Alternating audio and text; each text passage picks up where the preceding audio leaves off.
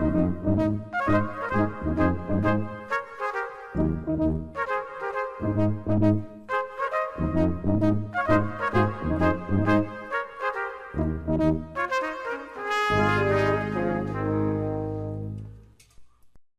graça e paz de nosso Senhor Jesus Cristo. Continuando nosso estudo à Epístola aos Hebreus, hoje analisaremos o capítulo de número 5, versículos 1 a 4. Vamos orar? Pai, que em nome do Senhor Jesus, o Senhor continue nos ensinando a importância do sumo sacerdócio, pois isso nos levará ao sumo sacerdócio do nosso Senhor. E quando compreendermos a importância desse sumo sacerdócio, certamente nós seremos mais felizes ao confiar no Senhor diante das tribulações, dos problemas da vida. Nós oramos assim ao Senhor, em nome do Senhor Jesus. Amém. Vamos ler Hebreus, capítulo número 5, versículos 1 a 4. Porque todo sumo sacerdote, sendo tomado dentre os homens, é constituído nas coisas concernentes a Deus, a favor dos homens, para oferecer tanto dons como sacrifícios pelos pecados. E é capaz de condoer-se dos ignorantes e dos que erram, pois também ele mesmo está rodeado de fraquezas. E por esta razão deve oferecer sacrifícios pelos pecados, tanto do povo como de si mesmo. Ninguém, pois, toma esta honra para si mesmo, senão quando chamado por Deus, como aconteceu com Arão. Objetivo do nosso estudo: continuar entendendo a razão pela qual precisamos de um sumo sacerdote diante de Deus. Vamos continuar, já fizemos isso nos nossos estudos anteriores, essa é a continuação de um estudo de Hebreus, já analisamos essa importância, vamos continuar analisando, porque o nosso objetivo é chegar no sumo sacerdócio do Senhor Jesus e então entender por que, dentro da vontade do Pai, ele elegeu eternamente um sumo sacerdote para seu povo, o qual o autor aos Hebreus, com tantos detalhes, passa a explicar. Esse, então, é o nosso objetivo. Os versículos de números 1 a 3 falam de 6 características do sumo sacerdócio. 6 características. Vamos atentar a estas 6 características. Primeiro, é tomado dentre os homens. A humanidade do sumo sacerdote é básica e essencial. Nós veremos o porquê dessa necessidade nesse estudo. Primeira característica: como o autor está analisando o sacerdócio arônico, pois Arão foi o primeiro sumo sacerdote escolhido e eleito por Deus, todos os demais sumos sacerdotes eram eleitos de acordo com esta linhagem de Arão, um levita. Todos eles eram pessoas humanas. E o autor irá falar desta necessidade de que o sumo sacerdote seja alguém humano. Por quê? Como ele próprio diz, para se condoer, para ele mesmo sendo rodeado de fraquezas, poder se compadecer das pessoas. Bem, como esse objetivo visa explicar a importância do sumo sacerdócio e como ele caminha para mostrar o sumo sacerdócio do Senhor Jesus, então já vemos aí uma das razões principais ou fundamentais para o Senhor Jesus ter se tornado humano. É ele ter provado a nossa fraqueza nele mesmo, na sua carne, então poder entender a nossa humanidade, ser como um de nós, para então nos representar diante do Pai, a fim de compadecer-se de nós. Eu já ouvi uma pergunta muitas vezes, eu não sei se você ouviu. Por que Deus, falando do Senhor Jesus, precisou vir a esse mundo ser humilhado como foi? Essa talvez seja uma das principais explicações. Para em tudo ser semelhante a nós, a fim de nos representar diante do Pai e ter misericórdia de nós, os que cremos nele, sabendo ele que não é fácil passar por essa humanidade, não é fácil crer em Deus quando muitos problemas acontecem. Ele em tudo provou a nossa humanidade e pode se compadecer de nós. Segunda característica que nós vemos do sumo sacerdote nesses versículos 1 a 3. Se ocupa com as coisas que dizem respeito a Deus. Ele ministra para Deus. É separado para Deus. O sumo sacerdote, ele é separado. Ele é separado deste mundo.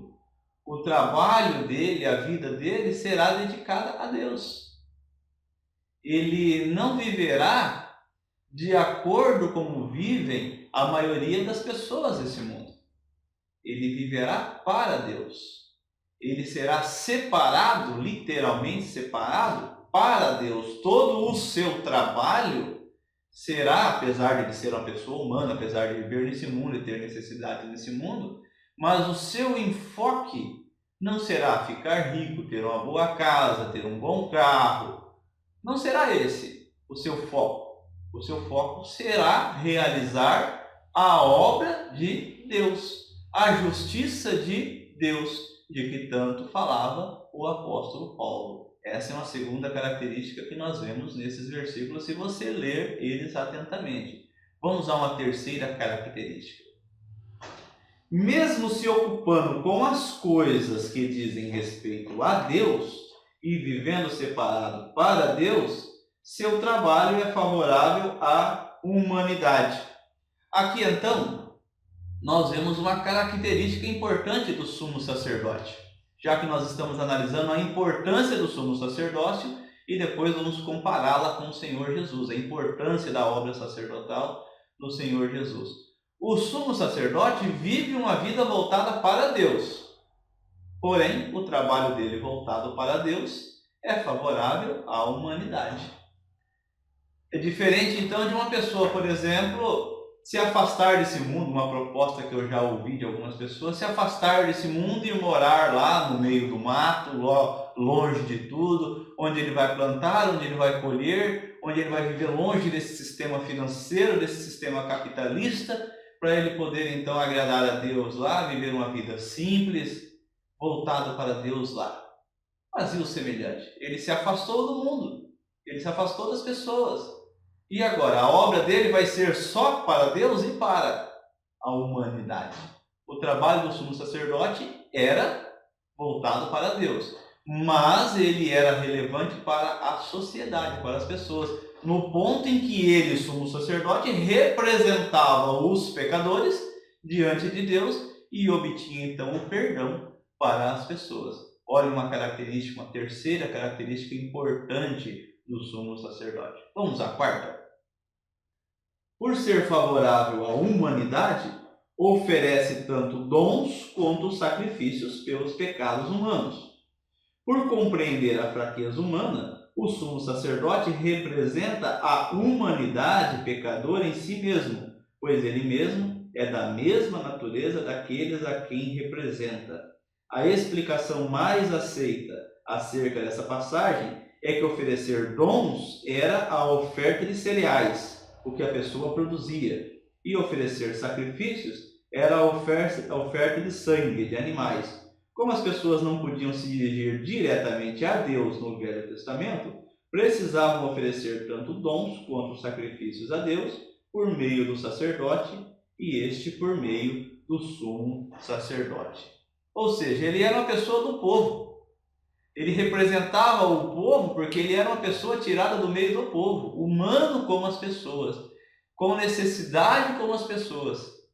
Então, por essa razão mesmo, ele podia representá-los diante de Deus ao ponto de obter para si próprio perdão, porque era um pecador, e obter também perdão para todas as pessoas. Quando nós formos comparar isso com o Senhor Jesus, nós veremos uma diferença. Que ele não tem pecado. Então, ele se tornou pecado, tornando-se como um de nós. Olha que interessante a comparação. Não vou falar muito do Senhor Jesus agora, principalmente porque é a partir do versículo número 5, do capítulo 5, que começa o ministério sacerdotal do Senhor Jesus com mais detalhes. Ele já foi anunciado. Eu só estou neste vídeo explicando a importância da obra sumo sacerdotal ou sacerdotal. Vamos então à quinta característica que nós vemos do sumo sacerdote nesses versículos. Tem a capacidade de condoer-se dos pecadores pelo fato de ele mesmo viver rodeado de fraquezas. Isso no versículo número 2. Estamos diante de um quadro de alguém totalmente envolvido com as necessidades humanas, enquanto as apresenta para Deus. Pode se condoer, pode se comover, pode sentir na pele, porque é um de nós. Assim sempre foi o sumo sacerdote. Enquanto ele era eleito por Deus, escolhido por Deus, ele se distanciava da vida comum das pessoas para viver uma vida separada para Deus, mas de uma maneira totalmente envolvida com o ser humano, prestando serviço a Deus, favorável às pessoas e podendo representá-las, porque é um deles, podendo em tudo sentir a dor da humanidade das pessoas. Olha que característica importante. E o porquê foi que o Senhor Jesus se tornou humano como um de nós. Sexta característica, então. E por isso deve oferecer sacrifícios pelos pecados, tanto do povo quanto de si mesmo, versículo 3. Este era o objetivo final ou principal da obra do sumo sacerdote: oferecer sacrifícios para obter perdão. Bem, ele precisava obter perdão para si mesmo e depois para o povo. O Senhor Jesus também realizou um sacrifício. Qual a diferença do sacrifício que o Senhor Jesus realizou para o sacrifício do sumo sacerdote? Ele não precisa repetir o seu sacrifício. O sacrifício que o Senhor Jesus realizou, que também foi um derramamento de sangue, tal como do sumo sacerdote que apresentava ou oferecia animais, o Senhor Jesus ofereceu-se a si mesmo. Ele não precisou obter perdão para si.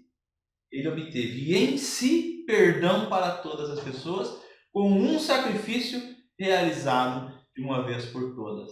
E agora a obra de Deus é que nós tenhamos fé neste sacrifício para que ele seja o nosso sumo sacerdote e assim nos apresente diante de Deus, assim como o sumo sacerdote apresentava as pessoas diante de Deus. Veja aí a comparação da importância do sacrifício ou da obra do sumo sacerdote comparada com o Senhor Jesus. Uma vez compreendida a importância da obra sumo sacerdotal, o autor nos lembra que ninguém toma esta honra para si mesmo. Ela é um chamado de Deus, como ocorreu com Arão, o primeiro sumo sacerdote, versículo 4. Isso aqui é importante nós apenas frisarmos. Nenhum sumo sacerdote se escolheu a si mesmo, ou escolheu-se a si próprio. Nenhum. Todo sumo sacerdote foi escolhido por Deus. Ninguém tomava essa honra para si. Arão não se decidiu ser ele próprio. Deus o chamou para isso e assim todos os seus sucessores. Nós veremos que o Senhor Jesus, ele foi escolhido por Deus. Falaremos no próximo vídeo um pouco da justiça de Deus em que o Senhor o escolhe. Falaremos um pouco do sumo sacerdócio segundo a ordem de Melquisedeque. O que é importante nós frisarmos aqui nesse estudo: o Senhor Jesus não se escolheu, ele foi escolhido ou eleito pelo Pai. Então, surge algo muito importante nesse estudo. Preste atenção a isso que eu vou lhe falar agora. Não adianta você escolher ou tentar escolher ou tentar viver como você acha que tem que ser e como Deus tem que te aceitar. Deus só aceita você por meio do Filho dele. As suas obras nada valem para Deus. Não no sentido de ser aceito para ser salvo. As obras têm uma importância na vida das pessoas salvas, mas nós não praticamos obras para nós sermos salvos. Nós só seremos salvos se nós formos representados por meio daquele que Deus escolheu para nos apresentar diante dele e assim nos apresentando obter perdão. Não há salvação sem perdão. Então a minha pergunta é: você se considera pecador? Falho diante de Deus? Se sim, faça aquilo que Deus planejou. Tenha no Senhor Jesus aquele que obtém perdão para você e obtém o perdão de Deus por meio do Senhor Jesus. Resumindo então este estudo dessa sessão de Hebreus capítulo 5, versículos de números 1 a 4. Arão foi o primeiro sumo sacerdote. Ele foi escolhido por Deus e por isso ele é citado em Hebreus capítulo 5. Por que citar Arão? Nós estamos vendo o autor aos Hebreus fazer uma recapitulação de tudo aquilo que é de muita importância no Velho Testamento. Por que ele cita Arão? Porque Arão foi o primeiro sumo sacerdote e ele não se escolheu, ele foi escolhido por Deus. E a escolha então do pai na pessoa de seu filho é um objeto de comparação aqui que não se pode deixar de analisar. Para ser um sumo sacerdote, a pessoa deve ser escolhida por Deus. Arão foi escolhido por Deus e veremos na continuidade que também o Senhor Jesus foi escolhido eternamente por Deus para ser sumo sacerdote de todos os fiéis. Conversamos um pouco já sobre isso, falamos sobre isso, veremos no nosso próximo estudo, ou analisaremos com mais profundidade, a eleição do Senhor Jesus, os termos em que ela se deu, para que ele, pelo Pai, fosse escolhido para ser o nosso sumo sacerdote. O sumo sacerdote deve compreender plenamente a fraqueza humana, a fim de ter misericórdia dos pecadores. O Senhor Jesus preenche plenamente esse requisito, completamente. O Senhor Jesus em tudo se tornou humano. Ele que era Deus, que criou todas as coisas, que sustenta todas as coisas, deixou a sua divindade para se tornar humano. Muitas pessoas não entendem isso. Muitas pessoas perguntam o porquê disso. Estamos tendo uma explicação de suma importância. Em tudo provar a nossa humanidade para poder sentir a nossa fraqueza, a nossa dor e ter misericórdia de nós. Nós não temos um Deus alheio às nossas necessidades. Um Deus que requer sacrifícios nossos para agradá-lo. Um Deus que fica irado quando nós não preenchemos os requisitos das exigências dele. Nós temos um Deus que se tornou como nós e que entende a nossa humanidade, a nossa fragilidade.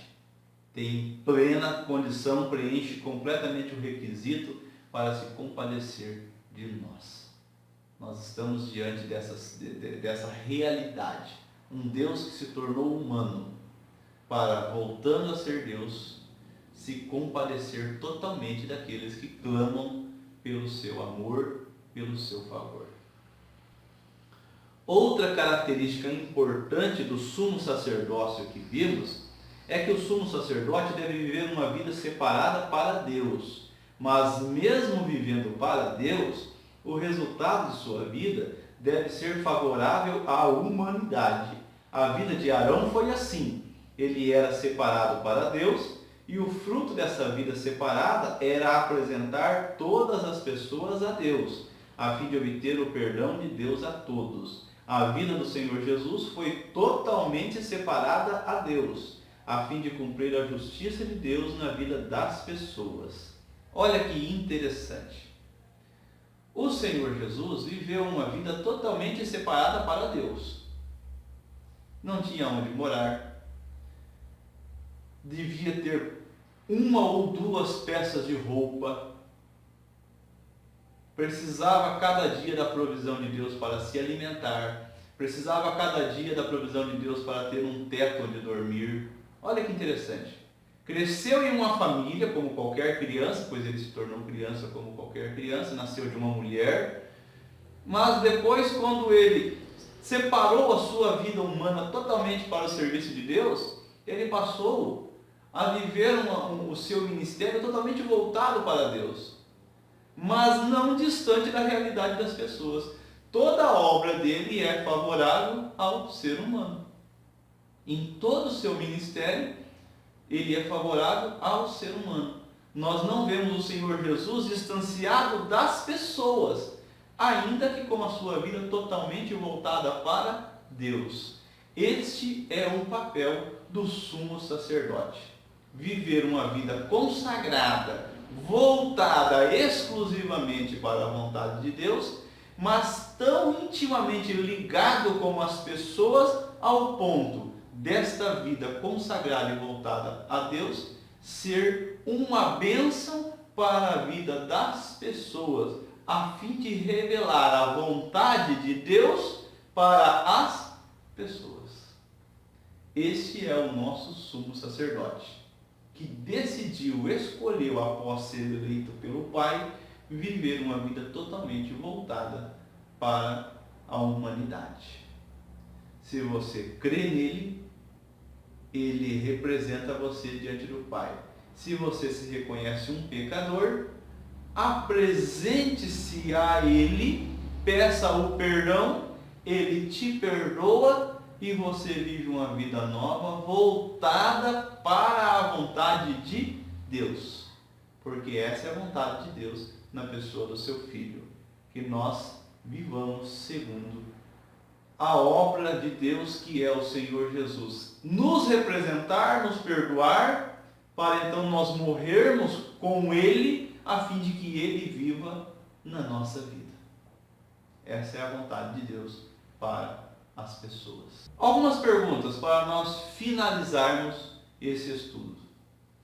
Quais são as 6 características do sumo sacerdote apresentadas pelo autor aos Hebreus que estudamos nesse estudo? Qualquer pessoa poderia se tornar sumo sacerdote? Explique. Qual característica marcante e essencial ao sumo sacerdote você identificou nesse estudo? Qual a condição para que a justiça de Deus se realize em nossa vida? Este foi mais um momento aprendendo o Evangelho verdadeiro. Eu sou Mário Biolada, aguardo você para nós continuarmos estudando Hebreus. Que a graça e a paz de nosso Senhor Jesus Cristo te abençoe, te proteja, te livre de todo mal e que a graça de Deus encha o seu coração. Amém.